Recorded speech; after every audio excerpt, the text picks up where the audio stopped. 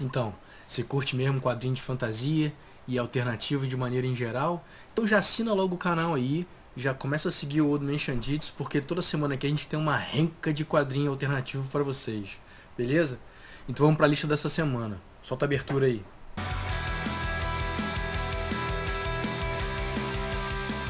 Salve, salve, bem-vindos ao Old Man Shandits. A gente está aqui para mais um vídeo dessa semana aqui sobre os lançamentos, né, as coisas que me chamaram mais atenção na semana e as coisas que eu consegui ler nesse período, né, de uma semana aí que se passou. Eu ainda estou naquele meu esquema meio apertado, então a lista é meio curta, mas essa semana a gente tem muita coisa que eu gosto muito, que eu acho muito legal. Beleza? Então vamos lá. Vamos começar com Black Hammer, Age of Doom, número 4. Para quem não conhece, Black Hammer é uma história do Jeff Lemire, desenhada pelo Jim Orston, que, na verdade, essa fase aí do Age of Doom, eu acho que é o terceiro ou quarto trade deles, né? Que finalmente a história tá chegando a explicar o que tá acontecendo desde o início, porque desde o início a gente fica nessa de, cara, o que esses caras estão passando, né, e tal. A história é basicamente um grupo de super-heróis que ajudou a salvar o mundo. Depois que eles salvaram o mundo, eles acordam num lugar que eles chamam de A Fazenda, em que eles estão presos. Eles não estão mais no mundo onde na vida real deles, mas eles também não estão mortos e fica nesse limbo, né? Eles estão tipo num limbo. E aí a coisa vai desenrolando, a trama vai desenrolando e você vê que a coisa é bem mais complexa do que parece. Uma coisa que vale a pena agregar aqui, né, de informações, é que o Jeff Lemire, cara, eu não conhecia muito o material dele antes, porque eu admito que eu tenho uma resistência em relação à arte dele, mas a história, ela é de uma fluidez, ela vai tão natural que você lê assim, ó, você lê rápido e você vai devorando os volumes, tentando entender o que está acontecendo. Então eu super recomendo essa série aí. Passar aí um pouco as imagens dessa edição que está saindo aí, né, como eu falei antes, essa aí é o número 4. E eu acho que a gente está caminhando para uma conclusão, pelo menos, dessa fase inicial, né? De mostrar exatamente o que está acontecendo com o grupo, né? Tipo, o Jeff Lemire é um cara que é muito bem quisto aí pela mídia em geral, então... Né? E se você curte uma história diferente de super-herói, fora do comum, é bem recomendável o Black Hammer. Outra coisa que está saindo hoje também é o Britannia Lost Eagles of Home, número 2. Eu li a primeira e dei uma pincelada nesse segundo aí. Tá bem interessante. Na verdade, o Britannia é uma série, esse é o terceiro trade deles, né? A terceira coletânea. E conta a história do Antônio Zaxia, que ele é o primeiro detetive da história. Um detetive do culto, né? Porque ele começa a trabalhar pro imperador, tentando investigar vários casos absurdos, né? O primeiro, ele é bem Britannia mesmo, é ele sozinho. Aí no segundo ele tem a ajuda do escravo dele, que é praticamente o melhor amigo dele, né, que é o Bran. E no segundo trade ele acaba conhecendo a Atília, que é a personagem que acompanha ele nesse arco, né? E ele está procurando, na verdade, não uma, mas 3 águias que desapareceram na Alemanha. O exército romano foi atacado na Alemanha, dizimado, e 3 águias foram roubadas. E o imperador, que é o Nero, está dizendo para todo mundo que isso está acabando com a imagem dele, mostrando que ele é um fraco, e ele precisa encontrar essas águias para recuperar, porque as águias são símbolo do Império. E aí o Antônio se mete nessa treta aí para achar onde é que tá as águias. E como eu não li esse segundo número todo ainda, não tá muito claro ainda, mas ele, na investigação dele, ele acabou viajando para Alexandria. Ele foi pro Egito, porque as pistas que ele deduziu levou ele até lá, né? Eu provavelmente eu vou ler com calma depois que tiver tudo junto, porque essa história é cheia de detalhes, assim, de como é que ele faz as conexões, é bem complexo. Quem escreve é o Peter Milligan, que eu acho que é o mesmo cara que escreve a série inteira, mas essa arte desse terceiro trade é do Robert Dill. Cara, é uma arte muito legal, mas eu acho que a arte dos volumes anteriores era melhor. Outra coisa que tá saindo essa semana, cara, que é uma série que eu adoro, é aquela série que, tipo, é um xodó pra mim e ninguém conhece. Só eu acho que leio esse negócio aqui. É o Knight's Dominion, que é do Ted Naifer, que na verdade é uma série que é dele, ele desenha, escreve, ele faz tudo. Esse arco é o terceiro, e uma coisa que eu não comentei muito sobre o segundo arco foi porque o segundo arco ele termina meio num cliffhanger, assim, né? Então agora, nesse terceiro, a estrutura que ele montou no segundo arco tá se fechando agora. E cara, eu tô amarradão como é que ele tá construindo esse fechamento, na verdade, né? Porque basicamente é o seguinte: Knight's Dominion é uma história de fantasia medieval, bem no estilão grupo de RPG formado para resolver um problema, né? No primeiro arco, eles resolvem um problema com o culto de Urlum, que é um culto que está tentando dominar a cidade, né? A cidade de Amber. Eles resolvem um problema, só que os caras meio que destroem a cidade no processo. Os caras levantam os mortos-vivos e atacam a cidade e tal, é uma viagem. E aí no segundo arco, eles mostram que a cidade está com problemas financeiros, porque eles não conseguem pagar a milícia local para tomar conta da cidade, então o crime começa a ficar descontrolado. E aí eles meio que terceirizam, eles meio que contratam uma força independente, né, para tomar conta da cidade, para fazer a segurança da cidade. Só que os caras meio que começam a tomar o poder, porque eles estão trabalhando por uma outra facção. E aí nesse terceiro volume, porque no segundo volume tem um personagem que é muito interessante, que é o Uber Knight, que é tipo um Batman. E ele é o cara que estava tentando resolver tudo no primeiro arco, só que ele é ferido no primeiro arco. E aí ele acaba recrutando os personagens do primeiro trade para tentar resolver o problema durante o segundo, e agora nesse terceiro trade eles estão resolvendo a parada. E cara, eu curto demais essa história. Eu vou passar um pouco a arte aí. A arte do Naifer, cara, é uma arte super simples, mas eu não sei porquê, eu fico completamente maravilhado com os detalhes do desenho dele. É como eu falei, é uma arte simples, mas ele tem umas nuances, uns enfoques. A própria menina, a Emerane, ela não é uma mulher bonita, mas ele consegue, no traço dele, deixar ela uma mulher atraente. E agora a gente vai para um outro lançamento que, cara, eu já estava esperando há muito tempo, que é o Beast of Burdens, que está continuando finalmente, depois de vários anos parado, né, tipo num hiato.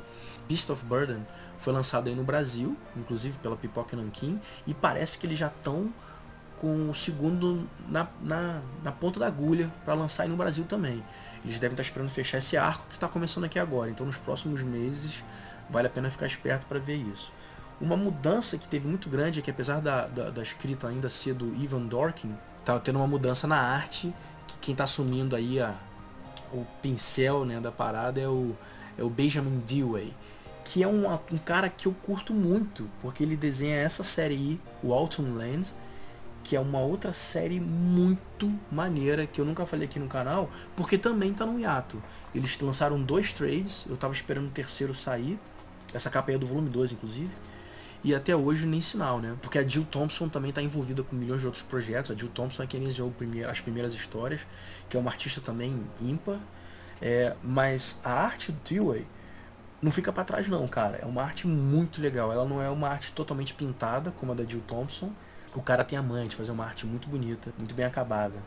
Então, cara, isso aqui eu comecei a ler, eu li só esse iniciozinho aí, e já começa um ritmo bem frenético. Eu tô na dúvida se eu leio isso inteiro ou se eu espero para pegar em trade. Eu ainda não tô muito certo ainda do que eu vou fazer, não. Mas tá aí, cara. Beast of Burden, cara, é um lançamentaço essa semana. E agora a gente vai para as minhas leituras da semana, né?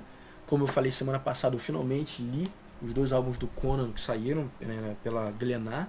A Rainha da Costa Negra, que é escrita pelo Jean-David Morvan e desenhada pelo Pierre Allary, que, cara, é uma edição muito controversa, na verdade, essa primeira edição aqui, porque eu vou até mostrar um pouco da arte para vocês darem uma olhada aí, porque essa arte, ela causou aí no Brasil, né, ela causou uma inquietude, vamos dizer assim, ele é muito caricato no estilo dele. E a galera no Brasil, os fãs mais hardcores do Conan aí, né, tipo, mais conservadores, né, não curtiram muito a arte, né. Inclusive eu vi o vídeo que o Thiago do Comic Zone fez, ele comenta inclusive que a Mitos não vai lançar esse primeiro álbum aí no Brasil. Eles estão esperando sair o terceiro álbum para lançar junto o segundo, esse aqui, né, o Colosso Negro, junto com o terceiro volume, porque esse primeiro eles estão achando que não vai vender no Brasil. E, cara, visto a reação das pessoas nos grupos aí, eu acho que eles fizeram uma decisão bem acertada. Cara, é uma história muito bem escrita, e eu sou uma pessoa que sou muito acostumado com o padrão europeu, então não me incomodou tanto assim o estilo ser diferente do clássico da Marvel, do Roy Thomas e afins da década de 70, 80, né? Mas a galera que é fã hardcore desse período não engoliu, não. Já o segundo volume, ele tem uma arte mais fit, né, mais encaixada pro padrão Conan, né, pra vocês verem a arte também. Aqui no canal, se você olhar, eu até vou deixar linkado o vídeo aí que eu comprei da edição preto e branco desse material.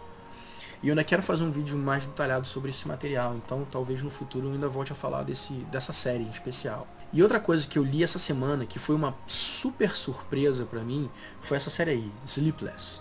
Foi uma dessas que eu entrei na loja, comecei a ler, eu dei uma folheada, eu curti a arte, né? Vou mostrar as páginas aí pra vocês também um pouco. Eu curti bastante a arte do material e tal, achei legal, né? Quem escreve isso, e até uma galera conhecida, né? É a Sarah Vaughan, e quem desenha é a Leila Del Duca e a Lisa Salah.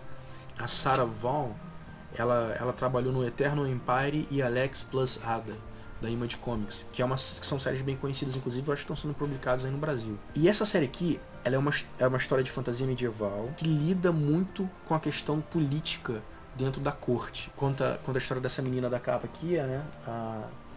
A Lady Poppy Pipenia e o Cavaleiro Sirenic, que é o cavaleiro designado para cuidar dela especificamente. A história dela é um pouco complexa, porque ela é filha de um rei com uma cortesã. Então ela tem um status de relativa nobreza, mas ela não é totalmente nobre.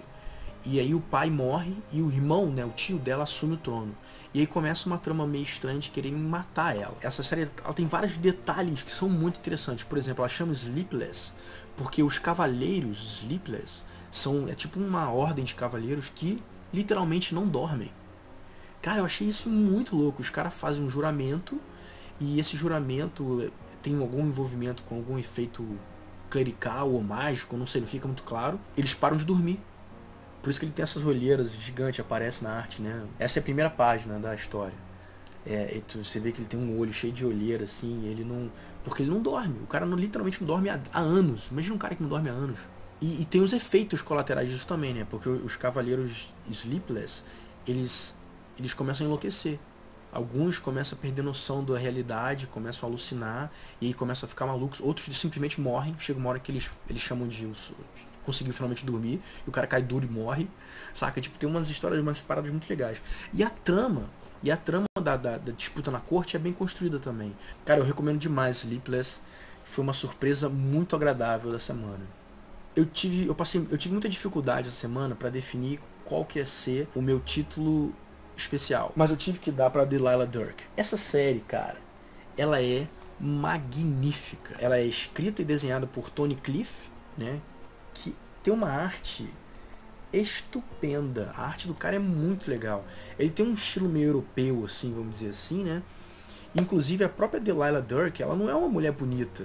Ela tem um nariz meio feio e tal, tem uma cara meio quadrada, mas eu vou mostrar aqui pra vocês, dá pra vocês verem aqui o rosto dela aqui. Ela não é uma mulher bonita, cara. Mas ela tem um charme. Ela tem um charme meio bonachão, assim, né? É uma história, na verdade, Delilah Dirk é uma história de swashbuckling. É tipo aquelas esquema de espadachim que segura no candelabro e se balança e faz umas paradas impossíveis. É toda a série. Isso aqui, na verdade, o Pillars of Hercules, que é esse terceiro volume, é o terceiro volume. Eu já li os dois, eu tenho os dois anteriores, e quando eu vi que esse aqui tava saindo, eu fiquei maluco. Cara, é um volumão, são mais de 200 páginas, cara. São 240 páginas. Todos eles são assim, 240 páginas de história. Ele não é um formato americano, ele é um formato um pouco menor, né? Vou botar aqui atrás do Sleepless, pra vocês terem uma noção. Tá vendo? Ele é um pouquinho menor do que o formato americano. Eu acho que o Cliff, nessa terceira edição, ele se acostumou com essa mídia, com esse formato. Então a narrativa da história, ele é muito fluida, é muito bem construída. Tem umas páginas também de passagem de tempo. Aqui, ó, que você vê, tipo, não tem quadrinhos, né? Não tem separação entre os quadros. Porra, olha essa página, gente. É tipo um Indiana Jones. É um esquema bem Indiana Jones, assim, caçador da arca perdida, assim. Todos os episódios são assim. Ela tá sempre atrás de algum tesouro. Ela é tipo uma caçadora de tesouro. O período dessa história aqui, ela não é bem fantasia medieval, não. Ela se passa na Terra, né? Vamos dizer assim, no mundo atual, no ano de 1812. É mais ou menos nos anos 1800, né? As histórias dela se passam. É um mundo que a tecnologia ainda não é tão aprimorada como é atualmente. Então ele faz muito bem uso disso também, de como as informações vão, de como são as trocas de cartas entre os personagens. O que mais que eu tenho que falar hoje? Eu acho que é isso, galera. Espero que vocês tenham curtido o vídeo aí, tenham assistido até o final. Não deixe de dar teu like no vídeo. Se você não segue o canal e assistiu o vídeo até aqui, então aproveita e assina o canal, cara. Toda semana a gente tá falando de quadrinho diferente, quadrinho alternativo, estamos falando de quadrinho autoral, quadrinho nacional também, de qualidade. E semana que vem a gente tem até umas surpresas nessa área também, porque eu tô lendo um outro material que eu não consegui terminar de ler, mas eu quero dar um espaço especial e semana que vem provavelmente eu vou falar dele. Beleza? Então, cola comigo aí e vamos falando. Old Man Xandits, out.